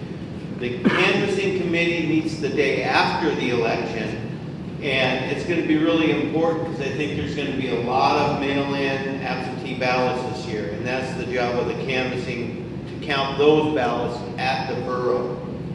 And so it lasts a lot longer, you'll make a lot more money, but you can do both. So you can count ballots at night till midnight, get up at 7 o'clock the next morning and go to the canvassing board and count more ballots. So I appreciate it if you volunteer to do that. It would probably be a very, probably be a good experience. Thank you. Well, as you know too, when we were discussing this at the assembly, that there was many promises regarding the fact that we would find the volunteers to do that. So we would appreciate, people volunteering to do that. And seeing a staffer back there, since your boss's name is not on the ballot, that would be something that you could do this year. Chris, you have an announcement? We're doing another petition on the ERIC machines and stuff to get rid of them. And I copied Michael's letter, and you can read the letter and what it says before you sign. And anyways, it's just to get the machines out of the elections. No, it's to get the ERIC out of our elections. Machines we've already taken care of. Yeah, so it's to get the ERIC system out of doing. Yep, go ahead. Hi, I'm Dave Johnson. I attended the crime bureau down there with Mike Lindell this last week, and ERIC is an important thing to get rid of, okay, because it's tied into our voter registration system. Let me give you a little example of what happened in California. They got sued. They got told to remove 1.2 million illegal registration persons off their voter registration. So they removed the 1.2 million, and 2 weeks later they were back. California's an ERIC state. We don't want ERIC. They're giving your information to a company that doesn't even have a building. They do remote access. This is not good. What kind of security do they have? This is your information. They have access to the DMV, and they have access to your voter registration. We already know we lost 113,000 records got accessed and in the custody of the state through a hack that supposedly came in from overseas. It's not good. I'm going to ask you to do something. On this card here is a Frank Social, the pillow guy. Well, he spent a lot of money. He's got over $40 million or $50 million tied up to get information out to you. This Frank Social, there's a site on there called Cause of America, Alaska. Sign up. Follow it. Information will be pushed to you of what's really going on. And there's cards of those back there. No, I only have this one. You want us to wrestle for it or something? If you go to Cause of America, Cause of America is so separate. It's a sign up. But if you go to Frank's speech, over there it'll say a pretty little emblem. Yeah, you can come over on the left-hand side. It'll have a little thing. It says sign up for Frank's Social. Sign up for Frank's Social. Follow Cause of America, Alaska. We're going to bring you some great stuff. No, Chris, that might. Thank you. I think I'm going to raise some money by finding everybody. I'll run that show for you. Mr. Lindell is trying to drum up money for a machine. It's called a wireless monitoring device. Yep. And they are wanting money to get some machines to go to the bigger cities where they've been cheating. Or you can buy one for yourself for here. Because what it does is it shows you if there's an internet system connected to the machines. If you go to Frank's speech, you can watch, there's 2 12-hour days, 24 hours of information given out. They had a report card. Alaska was the second state, Alabama was first. So when they got to Alaska, Joe Miller presented for us. If you look at the report card, we'll push that report card out. We did very poorly. I think we're the worst state as far as the report card goes. And what we have is like Eric, mail-in ballots, fax ballots, online ballots. No witnesses. No witnesses. It's unbelievable what we did. And you just watch the stuff that he presented. If you look at that, the unit she's talking about is called the WMD. It's a wireless unit. And what it does is detect all devices in the room. And it tells you when it went online. And it records addresses, manufacturers, and time. So like if you pulled your cell phone off and you went on the internet with your cell phone, it'll lock that. It'll take the ID number out of your phone. It'll take, think about Arizona, why they didn't want to give the routers away. That information is captured in there. This is capturing the information. It's not capturing the data. It's just capturing that a phone call was made. I guess is a way to look at it. Do either one of the mayoral candidates have fundraisers or anything like that? Yeah, coming up. I have a fundraiser Thursday night at Doug Massey's house out on Goose Bay, 6 to 8:30. Okay. Do you have one, any B? Do you have any fundraisers or anything planned? I will be on the Just. We haven't set our date yet for that, so, and I'm working another radio broadcast, but I'll get that out there with social media. Thank you for that. Yeah, sure. No problem. Yeah. Right. You have a question? Yes, I'm on the Facebook, and we have their own cards right back here. Thank you. Okay. Just a couple things. I'm doing almost camps in Alaska, so if you know any that might be out here in the valley, let me know where they're at. I am more than happy to go pay a visit, and by visit means that I'm going and seeing who may want to talk to me, showing the conditions of them. Anchorage is my main focus. Number two, I just saw a notice that the Palmer City Library may be on fire at this point in time. Fire engines were there and smoke was coming out of the building. The new one? The new right now? I'm not sure if it's the new one or the old one. It looked like the old one. Oh, wow. And that was it. That was all I had. Poor Richard probably never got to enjoy the concert. Wow, that is too bad. Wow. Anybody else have any other announcements of activities going on? Yeah. Sure. So the Matsu Republican Women's Club has a booth at the fair. Please stop and say hi. We love people to stop by and visit us. And we do have petition books at our booth all the time. We've had hundreds of people sign already just in the first 3 days. So send anybody you know there. Do we have a raffle or anything going on? We have a gun raffle also. So $5 a ticket or 5 for 20. And we have two really great, Henry Golden Boy and a 10mm from Arctic Ammo, our local gun store. Okay, good. Thank you. Yeah, I don't think anybody's here from Valley Republican Women, but they have a chili cook-off coming September 23rd. Yeah, okay. Diane? I just want to thank all of you guys that are running for office or serving in office. I know it's a tough job.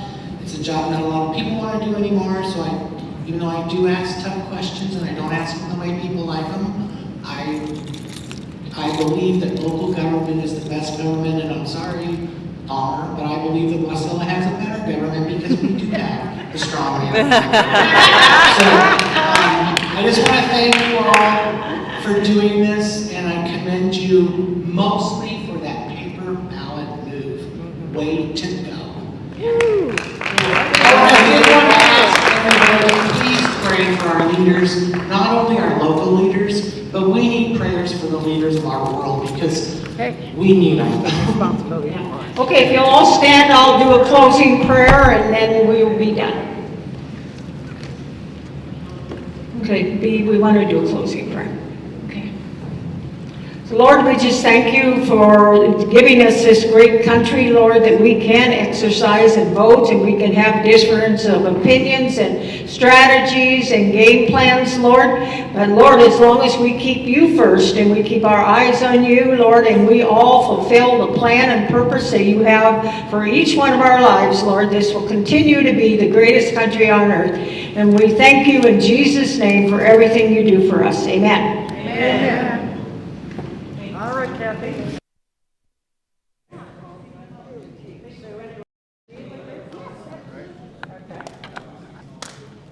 Thank you guys all for being here. Do not forget to like and share this video. You can find it on YouTube, Facebook, Rumble, and on Twitter, or X, I should say. I'm gonna get a swear jar or something every time I try to say Twitter anymore. It is X. And make sure to like and share this. Go to our website, hit that support button. Your support is what made it possible for me to be here today. Do go and visit a few more homeless camps in Anchorage tomorrow. The trip that I made out to Homer for the trial for Judge Margaret Murphy, and you name it, you want me there. Help us out, help support us. I would love to be able to have people all over this state showing up with their cameras, live streaming it all directly to all of you. Thank you guys all again for being here today. We really do appreciate you. Have yourself a great evening, and I will see you all tomorrow morning.